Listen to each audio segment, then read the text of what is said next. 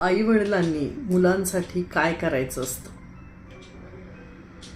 आता या काय करायचं असतं या वाक्यानंतर आपल्या डोक्यात फक्त ठराविक गोष्टीच येतात. म्हणजे प्रॉपर्टीज बनवून ठेवा, पैसा साठवून ठेवा, त्यांच्या भविष्याची तरतूद करून ठेवा, असे सगळे विचार आईवडील करत राहतात.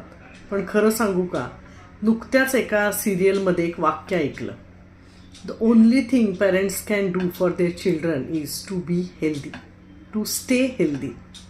आणि ते मनाला लागलं, कारण मी खरं तर खूप लवकर माझे दोन्ही पालक गमावलेत. त्यामुळे ह्या वाक्याचा खरा अर्थ मलाच समजला. आपले आईवडील हेल्दी राहावेत, सुदृढ राहावेत, निरोगी राहावेत आणि खूप वर्ष आपल्याबरोबर राहावेत, असं खरं तर प्रत्येक मुलांना वाटत असतं. आणि ते पालकांच्या हातात असतं.